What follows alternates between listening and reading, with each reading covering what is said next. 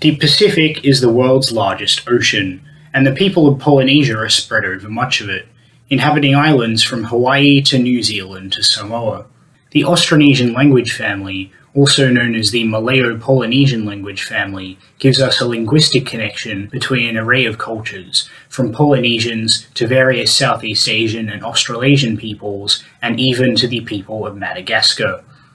As a matter of fact, the indigenous peoples of Taiwan and Guam are often incorrectly identified as Polynesian.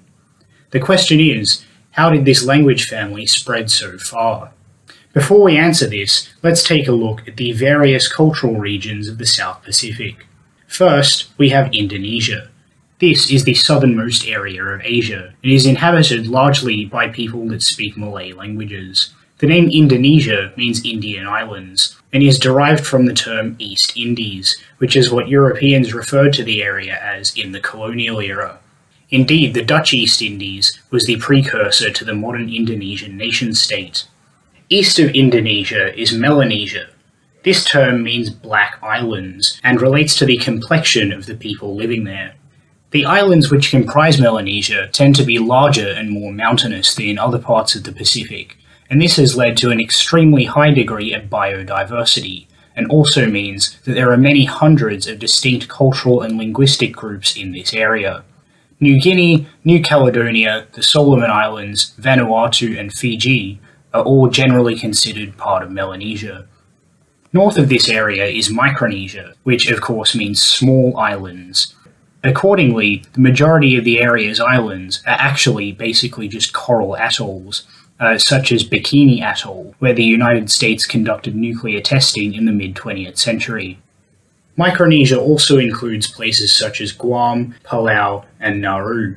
Finally, Polynesia, which means many islands, is essentially just all the Pacific islands to the east of Melanesia and Micronesia. This is the case because the indigenous peoples of all of these islands share a close cultural and linguistic connection to one another. I'll spend the majority of this video describing how this came to be.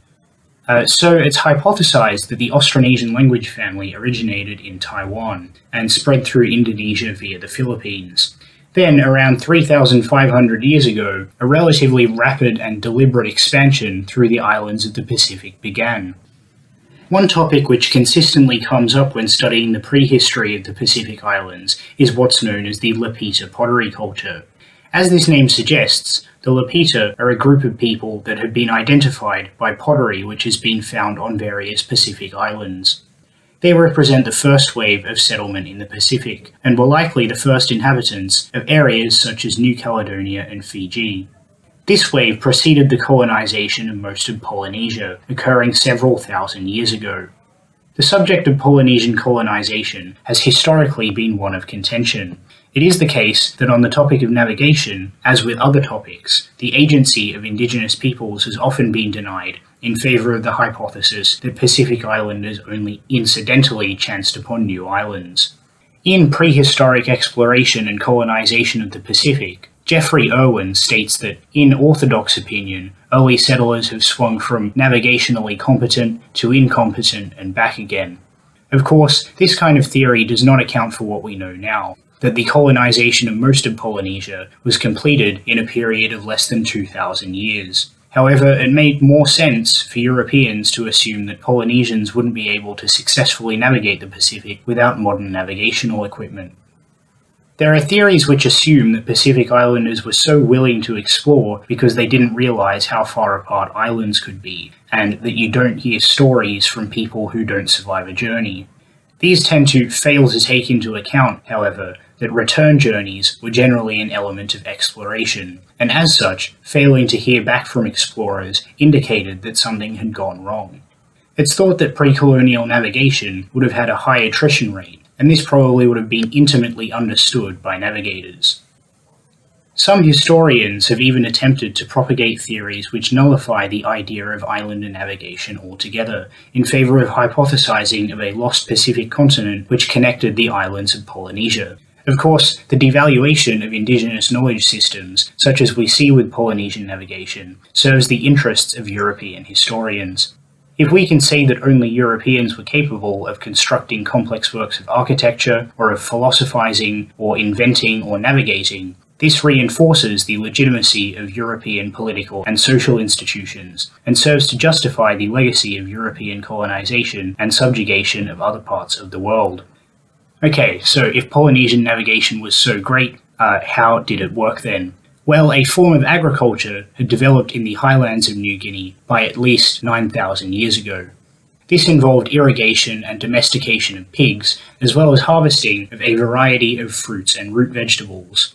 This kind of agriculture was taken to new islands as they were colonized, with foods such as coconuts, bananas, papayas, yams, and taro all spread throughout the Pacific.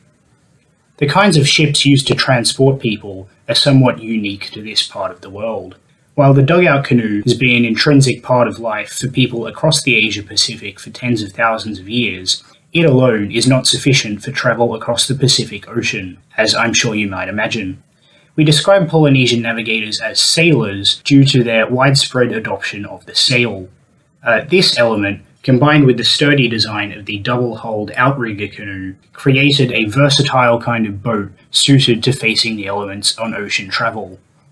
In fact, the flexible nature of the wood and bamboo which Polynesian vessels were constructed from often allowed them to weather storms more effectively than modern boats do.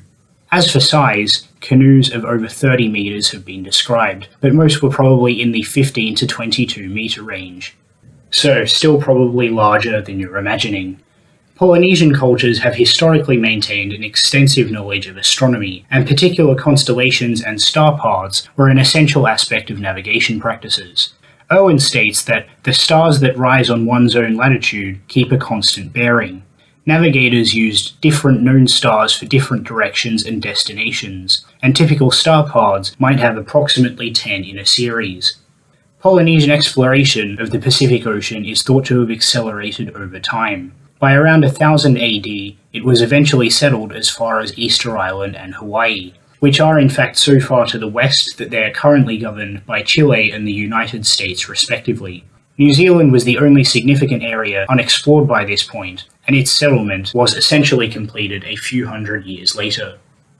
The cultural specificities of Polynesia in areas such as agriculture, art, and seafaring, as well as the systems of knowledge which underpin these specificities, challenge the traditional colonial assumptions about indigenous peoples of the Asia-Pacific region. Just as in Europe, landscapes were transformed by the introduction of new crops and systems of living. The knotwork-inspired art and architecture is reminiscent of that seen among seafaring cultures such as Ireland or Norway. Polynesian navigation, however, presents a form of knowledge unique to this part of the world. To recognize this is to question the very legitimacy of traditional European metrics of success and development.